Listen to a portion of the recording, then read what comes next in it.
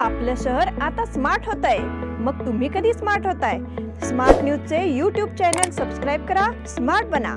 नोटिफिकेशनसाठी bell आयकॉनवर click करा।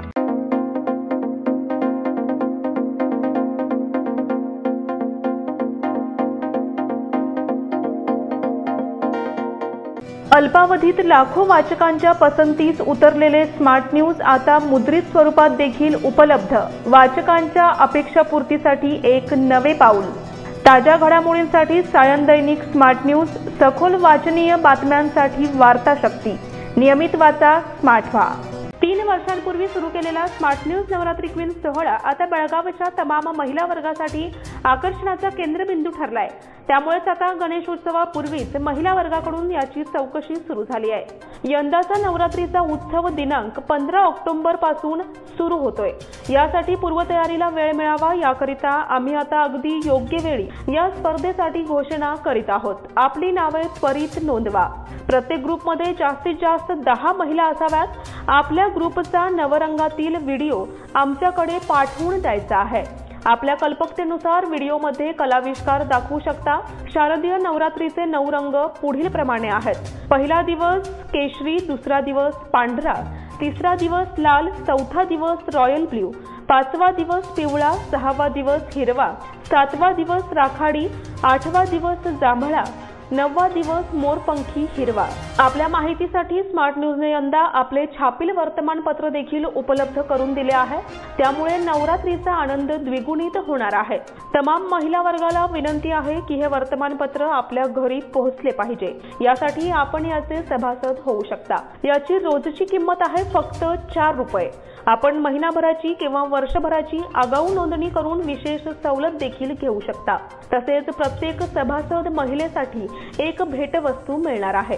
नमस्कार, मी अनुजा पाटील स्मार्ट न्यूजच्या आजच्या बुलेटिन मध्ये आपले स्वागत करते। सुरुवातीला एक नजर आजच्या ठळक घडामोडींवर। सतीश जारकीहोळींसह 3 मंत्र्यांना जीवे मारण्याच्या धमक्या। कोल्हापूर येथून 15 ऑक्टोबर पासून मुंबईला दररोज विमान सेवा। श्री विसर्जनाची सांगता रात्री 11 वाजता। मनपाच्या तत्परतेचे उदाहरण बनले संतापाचे कारण। बेनगनहळ्ली येथे बसवर दगडफेकीचा प्रकार। मराठा लाईट इन्फंट्रीचा आकर्षक विसर्जन सोहळा संपन्न।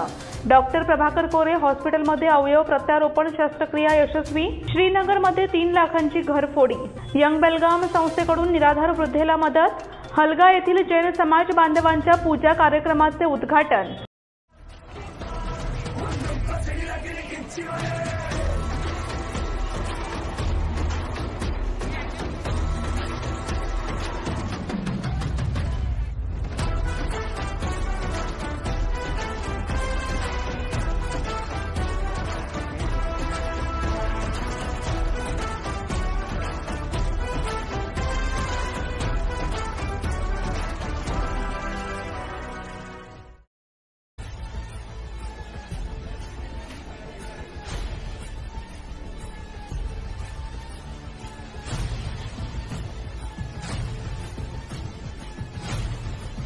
आणि आता पाहूया सविस्तर बातम्या। जिल्ह्याचे पालकमंत्री सतीश जारकीहोळी यांच्यासह कित्तूर तालुक्यातील बैलूर निष्कल मंडल येथील निजगुणानंद स्वामीजी यांना जीवे मारण्याच्या धमक्या आल्या आहेत। एका अज्ञाताने या धमकीचे पत्र पाठविल्याने खळबळ उडाली आहे। मंत्री सतीश जारकीहोळी, दिनेश गुंडूराव, प्रियंका खरगे यांच्यासह अनेक पुरोगाम्यांना, विचारवंतांना जीवे मारण्याची धमकी या पत्रात दिली आहे।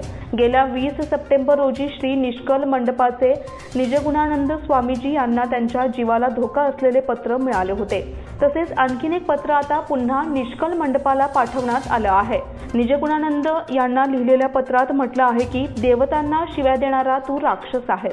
तुमच्यासारख्या दुष्ट राक्षसाचा नाश कोणीही टाळू शकत नाही अशी धमकी देऊन अनेक बुद्धिवादी आणि पुरोगाम्यांची नावे या पत्रात नमूद करण्यात आली आहेत। धमकीच्या पत्रात साहित्य क्षेत्रातील 3 ज्येष्ठांची तसेच मंत्र्यांची नावे आहेत।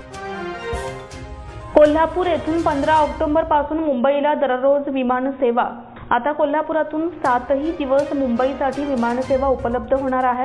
स्टार एअर कंपनीने वेळापत्रक जाहीर केलं असून यामुळे कोल्हापूर आणि परिसरातील हवाई प्रवाशांना याचा मोठा लाभ होणार असल्याची माहिती खासदार धनंजय महाडिक यांनी दिली। 15 ऑक्टोबरपासून ही सेवा सुरू होईल। सकाळी 9:05 हे विमान बेंगळुरूहून कोल्हापूरकडे उड्डाण घेईल आणि 10:20 कोल्हापूरला पोहोचेल। त्यानंतर 10:50 कोल्हापूरहून निघालेले विमान मुंबईला 11:50 पोहोचेल, तर दुपारी 3:40 मुंबईहून निघालेले विमान कोल्हापुरात 4:40 पोहोचेल। तेच विमान 5:10 बेंगळुरूला रवाना होईल।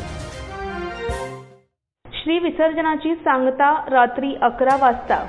गुरुवारी दुपारी सुरू झालेल्या श्री विसर्जन सोहळ्याची सांगता शुक्रवारी रात्री 11 वाजता झाली। महानगरपालिकेच्या श्रीमूर्तीचे विसर्जन करून उत्सव संपन्न करण्यात आला। त्यामध्ये सहभागी झालेल्या गणेश भक्तांनी बाप्पांना जड अंतःकरणाने निरोप दिला। तब्बल 30 तासांचा हा सोहळा लक्षवेधी ठरला होता। संपूर्ण मिरवणूक यशस्वी होईपर्यंत अधिकारी वर्ग आणि महामंडळाचे कार्यकर्ते कपिलेश्वर मंदिर परिसरात उपस्थित होते। युवा वर्गाचा जल्लोष, फटाक्यांची आतषबाजी आणि ढोल ताशांच्या गजराने मिरवणूक लक्षवेधी ठरली होती। शासकीय यंत्रणेने परिश्रमपूर्वक मिरवणूक यशस्वी करण्यासाठी नियोजनबद्ध प्रयत्न केले होते। त्यामुळे मिरवणूक उत्साहात आणि शांततेत पार पडली। श्रीमूर्ती विसर्जन मिरवणुकीदरम्यान सर्वत्र कडेकोट पोलीस बंदोबस्त ठेवण्यात आला होता। जलद कृती दलासह साध्या वेशातील पोलीस सर्व घडामोडींवर बारीक लक्ष ठेवून होते। त्यामुळे शांततेच्या उत्साही वातावरणात मिरवणुकीची यशस्वी सांगता झाली। मनपाच्या तत्परतेचे उदाहरण बनले संतापाचे कारण। गणेश मूर्ती विसर्जनावेळी उघड्या गटारींमुळे लोकांना इजा होऊ नये यासाठी महापालिकेने रामदेव गल्लीतील गटारांवर फरशा घातल्या होत्या, पण विसर्जन मिरवणूक संपताच महापालिकेने त्या फरशा परत काढून घेतल्या। या प्रकारामुळे व्यापारी आणि लोकांत संताप व्यक्त होतोय। रामदेव गल्लीत गणेश मूर्ती विसर्जन मिरवणुकीच्या काळात मोठ्या प्रमाणात गर्दी होत असते, त्यामुळे तेथील उघड्या गटारीत पडून लोकांना इजा होऊ शकते। याबाबत मध्यवर्ती गणेशोत्सव महामंडळाने महापालिकेला माहिती दिली होती। त्यानुसार महापालिकेने बुधवारी उघड्या गटारींवर फरशा घातल्या होत्या। विसर्जन होण्याआधीच महापालिकेने बसवलेल्या फरशा पुन्हा काढून नेल्याचा प्रकार घडला आहे। मनपाच्या तत्परतेचे हे अजब उदाहरण नागरिकांच्या संतापाचे कारण बनले आहे। बेनकनहळ्ळी येथे बसवर दगडफेकीचा प्रकार। बेनकनहळ्ळी येथे काही अज्ञातांनी बसवर दगडफेकीचा प्रकार केला, त्यामुळे बेळगुंदी बससेवा कोलमडल्याचा प्रकार घडला आहे। याची परिवहन मंडळाने गंभीर दखल घेण्याची मागणी प्रवाशांनी केली आहे। बेनकनहळ्ळी येथे शुक्रवारी सायंकाळी निघालेल्या बेळगुंदी बससेवेला समस्येचा सामना करावा लागला। बसच्या धक्क्यामुळे एक युवती जखमी झाल्याची घटना बेनकनहळ्ळी येथे घडली। त्यानंतर नागरिकांनी या बसवर दगडफेकीचा प्रकार केला। ग्रामीण भागाच्या पोलीस स्थानकात याची माहिती देण्यात आली। त्यानंतर पोलिसांनी चौकशीला प्रारंभ केला। या घटनेनंतर बस चालक आणि वाहनाने बससेवा सुरू ठेवण्यास नकार दिला। परिणामी बेळगुंदी भागातील बससेवा बंद राहिली आहे। याबाबत गावामधील जागरूक नागरिकांनी परिवहन मंडळाकडे विचारणा केली असता त्यांनी याबाबत चौकशी होत असल्याचं सांगितलं। मराठा लाईट इन्फंट्रीचा आकर्षक विसर्जन सोहळा संपन्न। सांस्कृतिक विविधता आणि एकतेच्या रोमांचकारी आणि मनमोहक प्रदर्शनाने मराठा लाईट इन्फंट्री रेजिमेंटल सेंटरच्या जवान आणि कुटुंबियांनी गणेश विसर्जनमध्ये उत्साहाने भाग घेतला।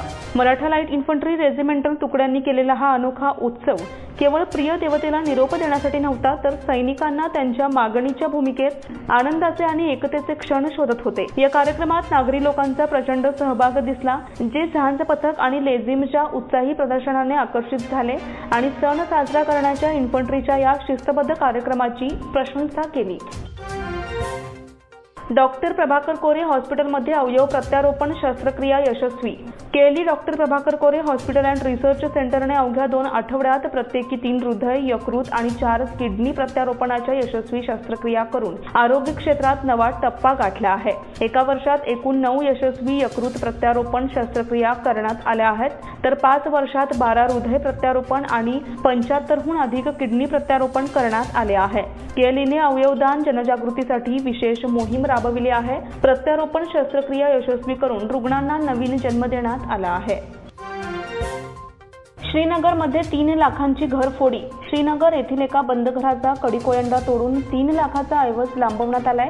गुरुवारी मध्यरात्री श्रीविसर्जन मिरवणूक सुरू असताना ही घटना घडली असून माळमारुती पोलीस स्थानकात घटनेची नोंद झाली आहे. श्रीनगर येथील नागराज देसाई यांच्या घरी चोरीची घटना घडली आहे. घटनेची माहिती समजताच माळमारुतीचे पोलीस निरीक्षक JM कालीमिर्ची आणि त्यांच्या सहकाऱ्यांनी घटनास्थळी भेट देऊन पाहणी केली. चोरट्यांनी श्रीविसर्जन मिरवणुकीत चोरीचा मुहूर्त साधला आहे. नागराज आणि त्यांच्या कुटुंबीय आपल्या घराला कुलूप लावून मिरवणूक पाहण्यासाठी गेले होते. गुरुवारी मध्यरात्री 12:30 ते 3:15 या वेळेत चोरीची घटना घडली. माळमारुती पोलीस पुढील तपास करीत आहेत. यंग बेलगाम संस्थेकडून निराधार वृद्धेला मदत. रस्त्याकडेला असहाय्य अवस्थेत पडून असलेल्या एका निराधार वृद्धेच्या मदतीला धावून जात यंग बेलगाम फाउंडेशनने तिला उपचारासाठी जिल्हा रुग्णालयामध्ये दाखल केले.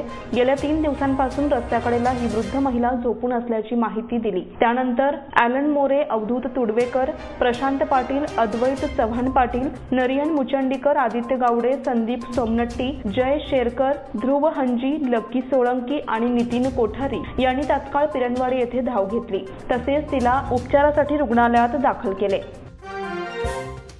हलगा येथील जैन समाज बांधवांच्या पूजा कार्यक्रमाचे उद्घाटन.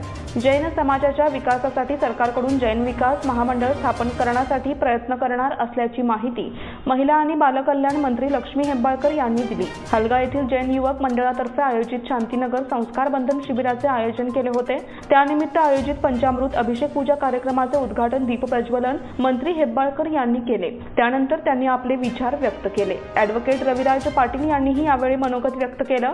आचार्य श्री सिद्धसेन मुनी महाराज यांनी मार्गदर्शन केलं. गावकऱ्यांच्या वतीने मंत्री लक्ष्मी हेब्बाळकर आणि मान्यवरांचा सत्कार करण्यात आला. गावातून शोभायात्रा काढण्यात आली. बस्तीमध्ये पंचामृत पूजा झाल्यानंतर कार्यक्रमाची सांगता झाली. आता वेळ झाली आहे छोट्याशा विश्रांतीची. तुम्ही पाहत रहा स्मार्ट न्यूज.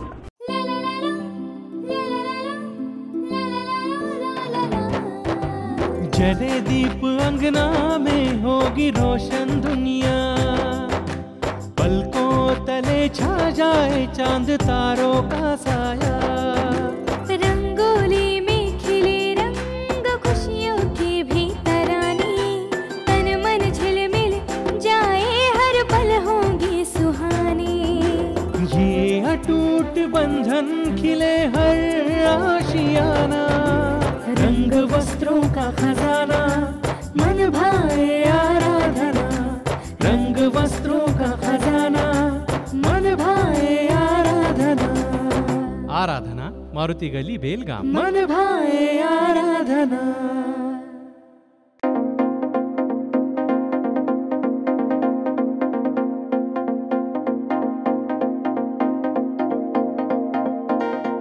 विश्रांतीनंतर पुन्हा एकदा आपलं स्वागत. काही महिन्यांपूर्वी बेळगाव पोलीस उपायुक्त म्हणून सेवा बजावलेल्या रवींद्र गडादी यांची बेळगावातील नागरी हक्क अंमलबजावणी संचालनालयाचे प्रादेशिक पोलीस अधीक्षक म्हणून नियुक्ती करण्यात आली आहे. राज्य सरकारने गडादी यांच्या नियुक्तीबाबत आदेश बजावलाय. गडादी हे मूळचे अथणी तालुक्यातील असून त्यांनी जिल्हा अतिरिक्त पोलीस प्रमुख आणि त्यानंतर शहर पोलीस उपायुक्त म्हणून सेवा बजावली आहे. काही महिन्यांपूर्वी त्यांची बदली झाली होती. आता पुन्हा बेळगावात नागरी हक्क अंमलबजावणी विभागाच्या अधीक्षकपदी त्यांची नियुक्ती झाली आहे. VTU आहार पुरवठा ठेकेदाराची 30 लाखांची फसवणूक. विश्वेश्वरय्या तांत्रिक विद्यापीठ येथे विद्यार्थ्यांना आहार पुरवठा करणाऱ्या ठेकेदाराची 30 लाखांची फसवणूक केल्याची तक्रार मंगळूर येथे पोलिसात केली आहे. बी सचिदानंद शेट्टी यांनी VTUच्या विद्यार्थ्यांना मेसचे जेवण पुरवण्याचा ठेका घेतला होता. त्यांनी व्यवस्थापक म्हणून जगदीश कृष्ण शेट्टी यांची नियुक्ती केली होती. तर अंकिता आनंद उचुलकर हिला अकाउंटंट आणि बाबू दळवाई याला मदतनीस म्हणून नेमणूक केली होती. VTUने विद्यार्थ्यांना मेसचे बिल जमा करण्यास सांगितले होते. त्यासाठी शेट्टी यांनी आपले UPI QR कोड दिले होते. पण व्यवस्थापक जगदीश याने ते बदलून स्वतःच्या आणि अंकिता आणि बाबूच्या अकाउंटची लिंक दिली होती. त्यानुसार त्याने आपल्या खात्यात 6,83,000 रुपये जमा करून घेतले. अंकिता हिने 10,48,000 आणि बाबू याने 52,622 रुपये आपल्या खात्यात जमा करून घेतले आहेत. याशिवाय कामगारांना वेतन दिले नाही. अशा प्रकारे एकूण 30 लाख रुपयांची फसवणूक केली आहे असा आरोप त्यांनी तक्रारीत केला आहे. आनंदवाडी रहिवासियांच्या वतीने बाबासाहेब भेकणे यांचा सत्कार. आनंदवाडी भागातील ज्येष्ठ पंच कैलासवासी निंगाप्पा भेकणे यांचे चिरंजीव बाबासाहेब भेकणे यांनी नुकत्याच पार पडलेल्या मार्कंडेय शुगर फॅक्टरीच्या निवडणुकीमध्ये भरघोस मतांनी विजय मिळवलाय। त्याकरिता आनंदवाडी रहिवासियांच्या वतीने त्यांचा सत्कार करण्यात आला। शाल श्रीफळ देऊन शंकरगौडा पाटील, विनायक पाटील, शशिकांत रणदिवे यांच्या हस्ते त्यांचा सत्कार करण्यात आला। समाजसेविका माधुरी जाधव यांनी भेकणे कुटुंबियांनी केलेल्या समाजकार्याची माहिती देऊन त्यांच्या पुढील कार्याकरिता शुभेच्छा दिल्या। मनपा आयुक्तांच्या बदलीचे प्रयत्न रोखण्याची मागणी। महापालिका आयुक्त अशोक दुडगुंटी यांच्या बदलीसाठी काही राजकीय मंडळींकडून प्रयत्न करण्यात येत आहेत। असे प्रयत्न रोखण्याची मागणी भ्रष्टाचार निर्मूलन परिवाराने शुक्रवारी पालकमंत्री सतीश जारकीहोळी यांच्याकडे केली। दुडगुंटी हे महापालिकेत आयुक्त म्हणून रुजू झाल्यानंतर वेगाने जनतेच्या समस्या सोडवत आहेत, त्यामुळे शहराच्या विकासालाही चालना मिळतेय। आपण ही बाब गांभीर्याने घेत अशोक दुडगुंटी यांची बदली करू नये यासाठी सरकारला विनंती करावी, अशी मागणी निवेदनाद्वारे करण्यात आली आहे। यावेळी advocate NR Latur, advocate Vinod Patil, advocate Rohit Latur, advocate DS Balagi, advocate Anil Shinde, Yashwant Lamani, Subhash Kamble, Renuka Raj, Sujit Mulgund आदी उपस्थित होते। निपाणीतील डॉक्टरची ऑनलाईनद्वारे फसवणूक। तुम्हाला बॅटरी आणि इलेक्ट्रिक वस्तू देतो असे ऑनलाईनद्वारे सांगून निपाणीतील एका डॉक्टरची 1.75 लाख रुपयांची फसवणूक करण्यात आली आहे। याबाबतची फिर्याद डॉक्टर मेहल अजित शहा वय 28 राहणार ढेरे गल्ली यांनी शुक्रवारी रात्री उशिरा शहर पोलिसात दिली आहे। डॉक्टर मेहुल शहा यांना फसवणूक करणाऱ्या अज्ञाताचा फोन आला आणि त्यांनी आपल्या व्यवसायाबद्दलची माहिती देऊन विश्वास संपादन केला। त्यानुसार डॉक्टर शहा यांनी संशयिताच्या खात्यावर टप्प्याटप्प्याने रक्कम जमा केली। त्यानुसार डॉक्टर शहा यांनी संशयिताकडे व्यवसायाबाबत विचारणा केली, मात्र डॉक्टर शहा यांना कोणताही प्रतिसाद मिळाला नाही। यावरून डॉक्टर शहा यांना आपली फसवणूक झाल्याचे लक्षात आले। पुढील तपास शहर ठाण्याच्या उपनिरीक्षक उमादेवी करतायत। वॅक्सिन डेपोत मॉर्निंग वॉकर्सतर्फे स्वच्छता। वॅक्सिन डेपोमध्ये अनेक दिवसांपासून अस्वच्छतेचं साम्राज्य आहे, याकडे प्रशासनाचं दुर्लक्ष होत आहे। संबंधित खात्याने तातडीने या परिसरात स्वच्छता अभियान राबवावे अशी मागणी येथील मॉर्निंग वॉकर्सतर्फे होत आहे। ती पूर्ण होत नसल्याने मॉर्निंग वॉकर्सनी स्वतः स्वच्छता केली।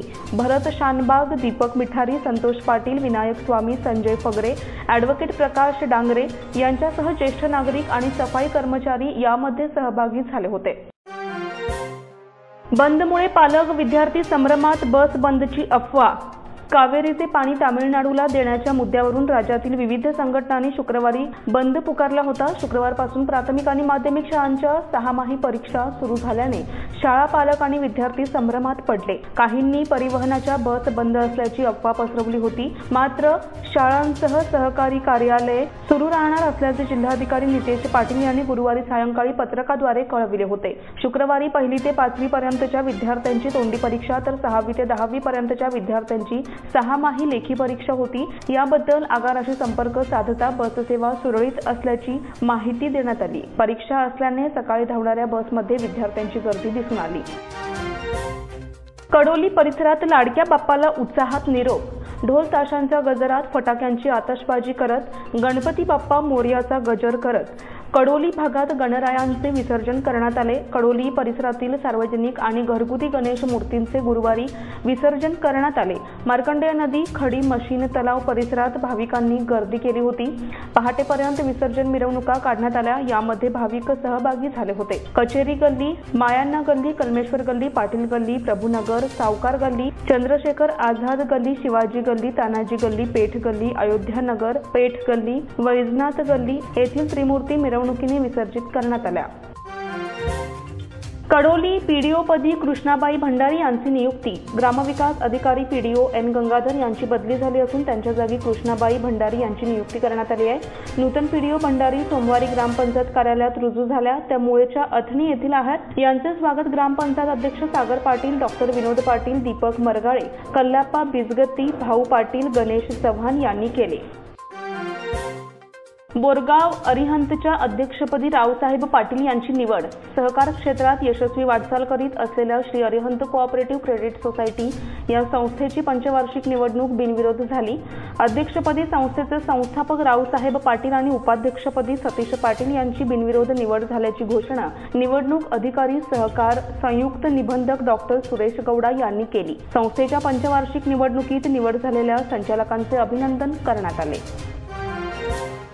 रोहन बोपण्णा आणि ऋतुजा भोसले या जोडीने रचला इतिहास. टेनिसच्या मिश्र दुहेरीत भारतासाठी जिंकले सुवर्णपदक. 19व्या आशियाई क्रीडा स्पर्धेत भारताच्या खात्यात आणखीन एक सुवर्णपदक जमा झालंय. यावेळी रोहन बोपण्णा आणि ऋतुजा भोसले या जोडीने टेनिसच्या मिश्र दुहेरीत सुवर्णपदक पटकावले. भारतीय जोडीने अंतिम फेरीत तैपेई जोडीचा 2-6, 6-3, 10-4 असा पराभव केला. भारतीय जोडीने अंतिम सामन्यातील पहिला सेट गमावला होता. मात्र दुसऱ्या सेटमध्ये रोहन बोपण्णा आणि ऋतुजा भोसले यांनी शानदार पुनरागमन करत अखेर सुपर टाय ब्रेकमध्ये सामना जिंकला. रोहन बोपण्णा आणि ऋतुजा भोसले या भारतीय जोडीला पहिल्या सेटमध्ये दारुण पराभवाला सामोरं जावं लागलं होतं. त्यांना तैपेई जोडीने 6-2 ने पराभूत केले. यानंतर भारतीय जोडीने दुसऱ्या सेटमध्ये शानदार पुनरागमन करत तैपेईच्या अन शुओ लियांग आणि स्तुंग हाओ हुआंग या जोडीचा 10-4 असा पराभव करत सामना 1-1 असा बरोबरीत सोडवला. त्यानंतर दोघांमधील निर्णय सुपर टाय ब्रेकमध्ये घेण्यात आला, ज्यामध्ये रोहन बोपण्णा आणि ऋतुजा भोसले यांनी टेनिसच्या मिश्र दुहेरीत 10-4 असा शानदार स्कोर करून इतिहास रचला आणि आशियाई क्रीडा स्पर्धेत भारताला आणखीन एक सुवर्णपदक मिळवून दिले. सरबज्योत आणि दिव्याने 10 मीटर एअर पिस्तूल मिश्र सांघिक स्पर्धेत रौप्य पदकावर कोरले नाव.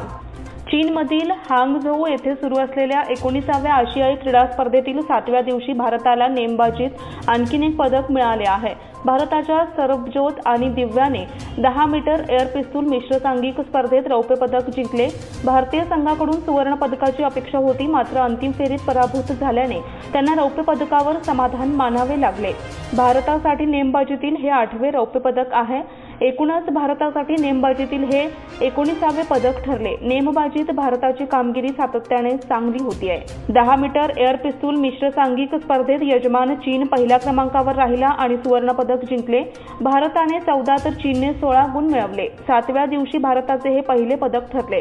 आतापर्यंत भारताच्या खात्यात 34 पदके जमा झाली आहेत. भारताच्या खात्यातील हे एकूण 13वे रौप्य पदक ठरले. याशिवाय भारतीय संघाने 8 सुवर्ण आणि 13 कांस्य पदकेही जिंकली आहेत. किरण बालियानने 6व्या दिवशी पटकावले 8वे पदक. निखत झरीन उपांत्य फेरीत दाखल. स्क्वॉशमध्येही पदक निश्चित. चीनमध्ये हांगझोऊ येथे सुरू असलेल्या 19व्या आशियाई क्रीडा स्पर्धेत भारताच्या किरण बालियानने महिलांच्या गोळाफेक प्रकारात कांस्य पदक जिंकण्यात यश मिळवले आहे. या आशियाई क्रीडा स्पर्धेत भारताचे हे 33वे पदक आहे. किरणने तिसऱ्या प्रयत्नात 17.36 मीटर फेक करून हे पदक जिंकले. या स्पर्धेत चीनच्या खेळाडूंनी सुवर्ण आणि रौप्य पदके जिंकली. किरण बालियान बद्दल बोलायचे तर ती मेरठची रहिवासी आहे, जिने 2023च्या आशियाई खेळांमध्ये ट्रॅक आणि फील्ड इव्हेंटमध्ये भारतासाठी पदकाचे खाते उघडले आहे.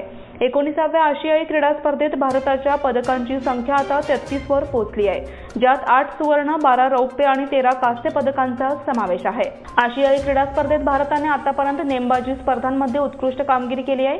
यामध्ये 29 सप्टेंबर रोजी महिलांच्या 10 मीटर एअर पिस्तूल प्रकारात सुवर्ण आणि रौप्य अशी दोन्ही पदके जिंकण्यात त्यांना यश आले. तसेच भारतीय महिला स्क्वॉश संघाला उपांत्य फेरीत हाँगकाँग संघाकडून पराभव पत्करावा लागल्याने कांस्य पदकावर समाधान मानावे लागले. गोळाफेकीत किरण बालियनला कांस्य. आशियाई क्रीडा स्पर्धेतील गोळाफेकीत भारताच्या किरण बालियनने शुक्रवारी रौप्य पदक पटकावले. या स्पर्धेत पदक मिळवणारी ती 72 वर्षातील पहिली महिला भारतीय गोळाफेकपटू ठरली. 24 वर्षीय किरणने आपल्या तिसऱ्या प्रयत्नात 17.36 मीटर अंतरावर गोळा फेकला. आशियाई क्रीडा स्पर्धेच्या गोळाफेकीत पदक मिळवणारी किरण ही दुसरी भारतीय महिला आहे. यापूर्वी बार्बरा वेबस्टर यांनी 1951च्या स्पर्धेत भारतासाठी गोळाफेकीत कांस्य पदक जिंकले होते. किरणची वैयक्तिक आणि हंगामातील सर्वोत्तम कामगिरी ही 17.92 मीटर अशी आहे. आशियाई क्रीडा स्पर्धेत तिला या कामगिरीपर्यंत पोहोचता आले नसले तरी तिने कांस्य पदक मिळवण्याची किमया साधली. याचबरोबर स्मार्ट न्यूजचे आजचे बुलेटिन इथेच संपते. धन्यवाद.